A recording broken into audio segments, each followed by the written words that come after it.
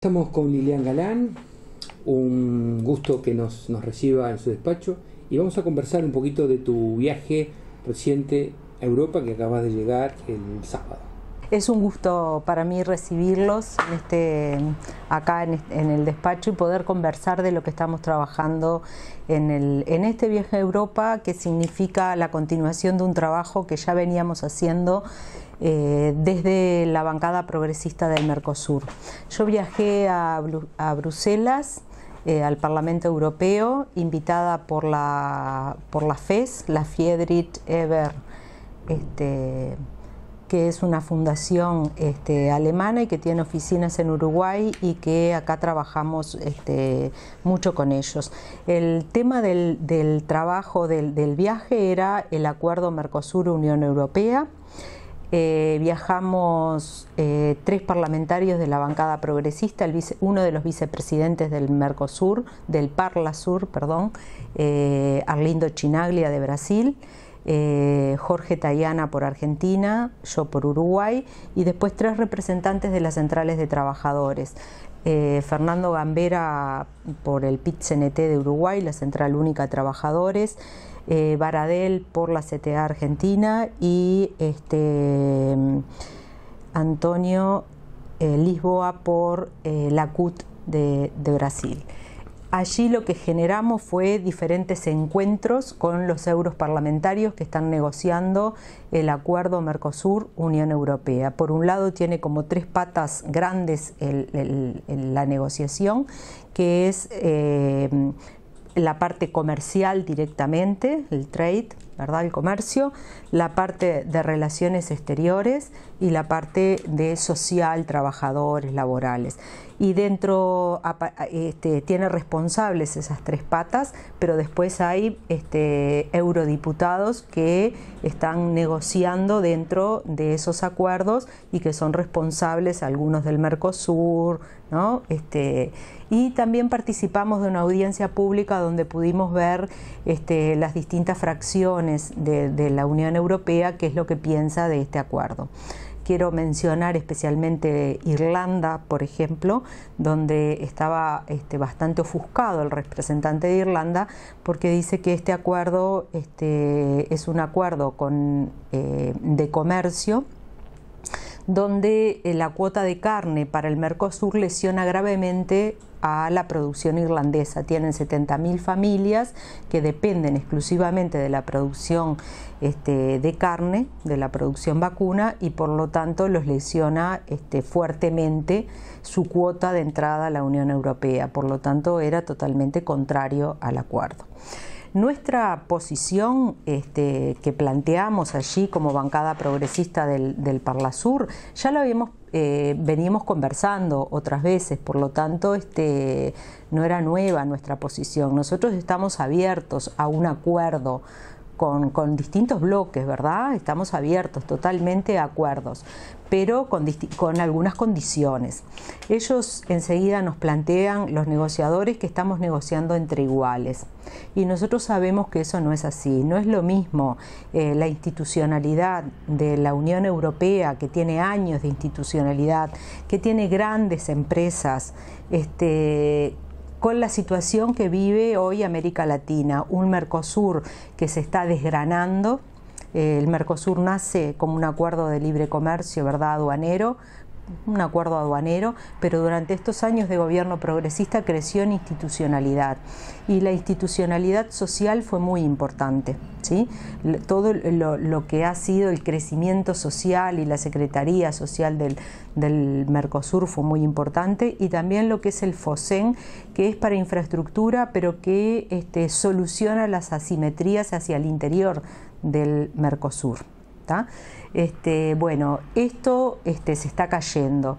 La Secretaría de Asuntos Sociales del Parlasur se ha desgranado, ya no existe, no hay financiamiento y por lo tanto no hay funcionarios. Y el FOSEN no ha sido la tercera etapa, creo que es del FOSEN, no ha sido aprobado por ninguno de los parlamentos de los países integrantes. Uruguay lo aprobó, pero no el resto de los parlamentos. Por lo tanto, está sin financiamiento. Además, los grandes financiadores del FOSEN son indudablemente Argentina y Brasil, porque es para solucionar las asimetrías internas. Entonces, indudablemente que no estamos negociando entre bloques de iguales, no estamos negociando de tú a tú, ¿verdad? Estamos negociando con un bloque que tiene mucho poder, pero que un bloque que hacia adentro también tiene algunos problemas, porque el empresariado de la Unión Europea está muy abierto a un tratado de libre comercio donde se liberen todas las trabas para la entrada de sus grandes empresas al Mercosur, ¿verdad? Estamos hablando de empresas que tienen que ver con comercio electrónico, estamos hablando de empresas que tienen que ver con energía, estamos hablando de empresas que tienen que ver con grandes producciones, ¿verdad? Pero sobre todo que podrían competir en igualdad de condiciones, por ejemplo, en las compras públicas, en licitaciones de compras públicas con empresas del Mercosur. Fíjense en lo que significaría eso para Uruguay, la asimetría que tendríamos una empresa nacional, donde no tenemos grandes empresas, que pueda competir, ¿verdad?, con una empresa transnacional de la envergadura que tienen las empresas europeas. Un Siemens contra UTE. Pero, claro, y sobre todo nosotros decimos, bueno, queremos proteger nuestras empresas nacionales, por ejemplo Antel, que es una de las principales empresas a nivel de la región, ¿verdad?, a nivel de Latinoamérica. El tema de la modernización de Antel y de la fibra óptica para Uruguay ha sido un destaque, ¿verdad? Ahora, pongámosla a competir libremente en un mercado de las transnacionales. Se funde, ¿verdad? Indudablemente que no va a poder competir porque no tiene la capacidad, las asimetrías son tan grandes, ¿verdad? Las asimetrías son tan grandes y la liberalización de la fibra óptica en el mundo, ¿verdad?, es tan importante para las transnacionales que dejaría de tener, por el mercado que tiene Antel, ¿verdad?, dejaría de ser importante como empresa, ¿verdad? Entonces nosotros creemos que a nuestras empresas públicas las debemos proteger, ¿sí? No quiere decir que no puedan competir, pero poniendo determinados reaseguros para que puedan competir en igualdad de condiciones que las grandes empresas transnacionales. Y los reaseguros son esos, ¿verdad? No pueden presentarse, no pueden, nosotros tenemos un documento como Frente Amplio que dice que, bueno, que no estaríamos dispuestos a negociar tratados que tengan, por ejemplo, la cláusula de la nación más favorecida, o sea, que negociarían en igualdad de condiciones una empresa transnacional en las compras públicas, ¿verdad?, una empresa transnacional que una empresa nacional. Allí no, tener un mercado seguro para las empresas, pequeñas y medianas empresas. Por ejemplo, Uruguay ha votado una ley en el periodo pasado de compras públicas para los productores agropecuarios y la pesca artesanal, y tiene ya para votar una ley de compras públicas para la economía social y solidaria, que significa el mercado interno, ¿no? Ahora, pongamos a una empresa de la economía social y solidaria a competir con una empresa europea. Estamos hablando de un gigante y un enano, ¿no?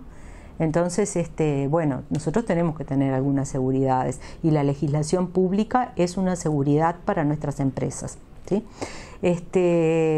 Por otro lado, Europa, decíamos, tiene algunos problemas internos, y es que los productores franceses, los productores agrícolas franceses no aceptan esta liberalización del mercado agropecuario europeo, que tiene subsidios muy importantes, ya lo sabemos, ¿verdad? Grandes subsidios a la producción agropecuaria, y que sin esos subsidios desaparecería la producción agropecuaria, y por lo tanto no están afines a eso. Pero por otro lado, en el Mercosur también hubo un acuerdo del empresariado de los países formantes del Mercosur, que tampoco están de acuerdo con las condiciones que tendría ese tratado. ¿Qué empresa, por ejemplo, qué rubro?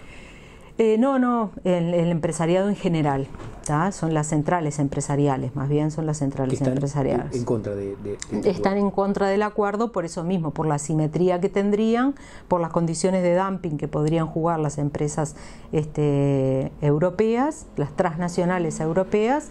Y bueno, ahora nosotros ya sabemos que las transnacionales europeas ya están instaladas en nuestro país y en nuestros países de la región, o sea que no necesitan de este acuerdo para venir a instalarse, ya están trabajando aquí, ¿no? Ahora, entonces, bueno, hay que ver muy bien lo que significa para Uruguay y para la región este acuerdo. Por otro lado, tenemos una realidad política importante, ¿verdad? Hay mucho apuro por los gobiernos de Brasil y de Argentina en firmar este acuerdo. ¿Por qué? Porque es una forma de legitimarse, por ejemplo, un gobierno golpista como el de Brasil, ¿verdad? Y están como muy apurados, ¿verdad?, por la firma de este acuerdo. Entonces decimos, en momentos progresistas donde hubo negociaciones y teníamos un bloque fuerte, que era el Mercosur, y se crearon instituciones fuertes como la UNASUR, la CELAC, que hoy están sin funcionamiento, y el Mercosur desgrajándose, ¿vamos a llegar al acuerdo? En un momento de total debilidad, ¿vamos a negociar? Esa es la pregunta que creo que tenemos que hacernos, ¿no? ¿Qué tenemos para ganar negociando un acuerdo en una posición de debilidad? ¿Cuál es la posición del resto de los que te acompañaron en la delegación?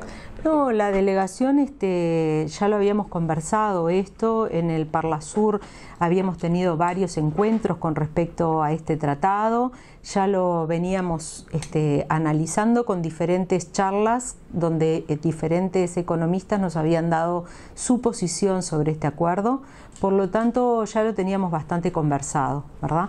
Las centrales de trabajadores lo tienen muy claro, ¿sí? Las centrales de trabajadores tienen muy claro que tienen que proteger el dumping social y que tienen que proteger las legislaciones laborales. En momentos donde hay un recrudecimiento en Brasil y Argentina con respecto a las reformas laborales, ellos tienen muy claro que no es momento de firmar acuerdos con Unión Europea, donde podría flexibilizarse aún más las relaciones laborales. ¿Ah? Hay sectores diplomáticos y sectores de influencia en el Uruguay que favorecen este tratado. ¿Quiénes son? En Uruguay, bueno, lo estamos viendo y lo estamos conversando, ¿verdad? Indudablemente que los grandes importadores o exportadores, las clases, los sectores sociales, los sectores empresariales, algunos podrían favorecerse de este acuerdo. Pero en realidad no sé cuánto más podrían favorecerse, porque en realidad en el Uruguay ya tenemos todas las empresas transnacionales actuando acá, ¿no? Si miramos en el marco de la cerveza, por ejemplo, es una empresa alemana que tiene toda la producción, ¿no? Si miramos en el marco de los frigoríficos, están totalmente transnacionalizados, o sea, ya están las empresas transnacionales actuando acá, ¿no? Entonces, bueno, nosotros decimos que tenemos que tener algunos reaseguros. Uno de los reaseguros que estamos planteando es que todos sabemos que cuando estas fruto de los tratados de inversión, ¿sí?, que Uruguay tiene firmado, algunas de esas empresas transnacionales presentan recursos frente a tribunales internacionales, nosotros tenemos que crearnos un reaseguro, y uno de ellos es un tratado vinculante que se está trabajando en el marco de Naciones Unidas, Empresas Transnacionales, Derechos Humanos, donde se plantea que haya un tratado que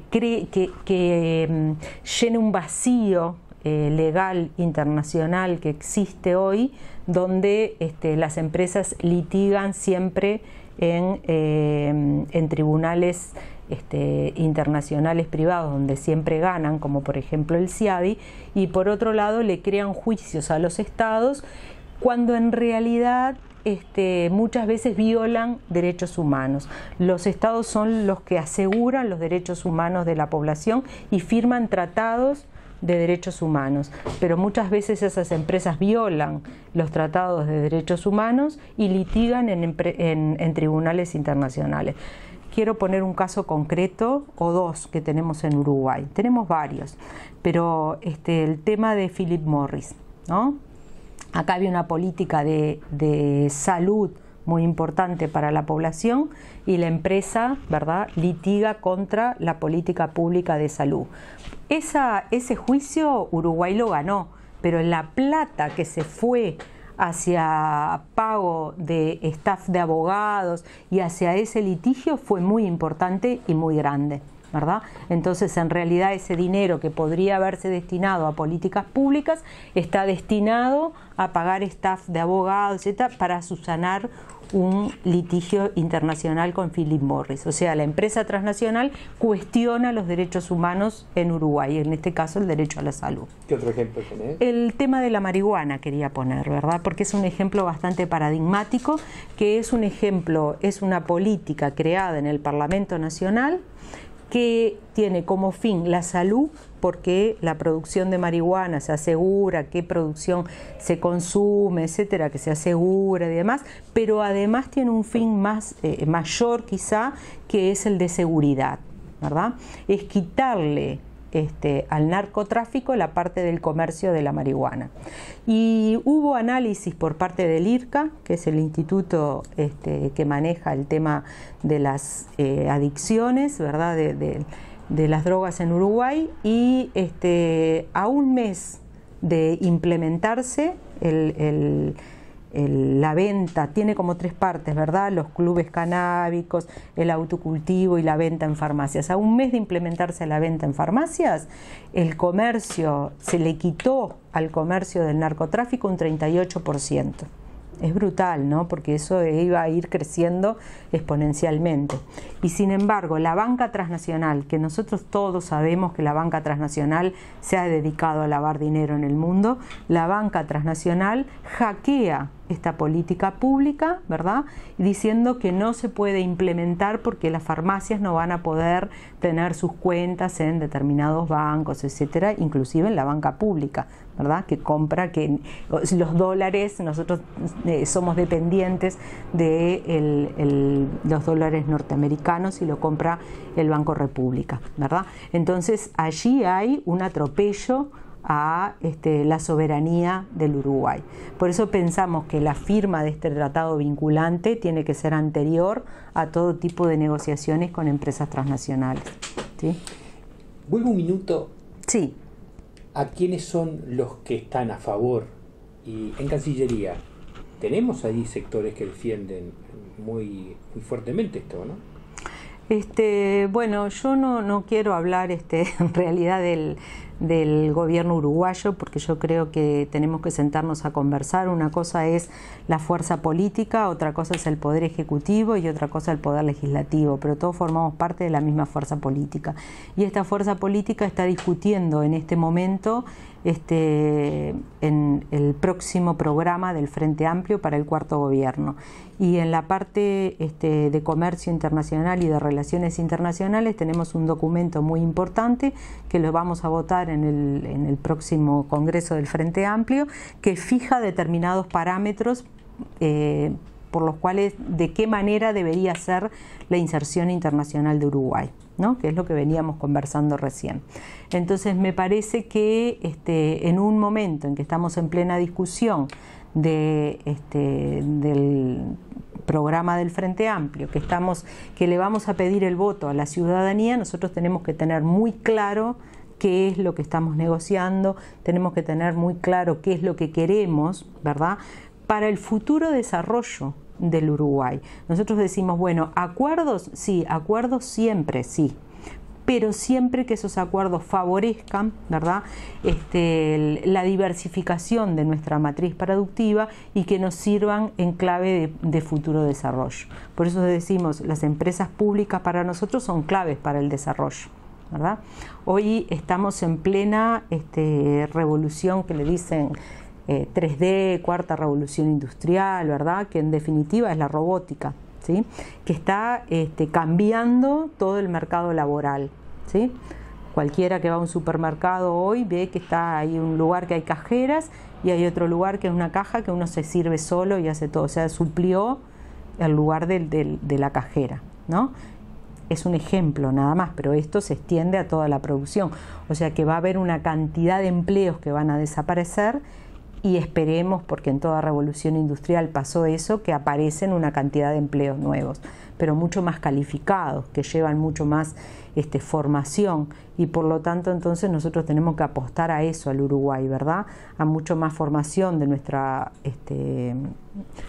nuestros trabajadores, a diversificar la matriz productiva y a no depender o a poder tener claro de cómo vamos a trabajar y cuál va a ser la función de los trabajadores, los nuevos trabajos que se vayan a crear. O sea, tenemos que estar mirando no en el momento actual, sino de aquí a futuro, ¿verdad? Porque esto va muy rápido, además. Entonces tenemos que estar pensando el Uruguay ya de los próximos 30 años.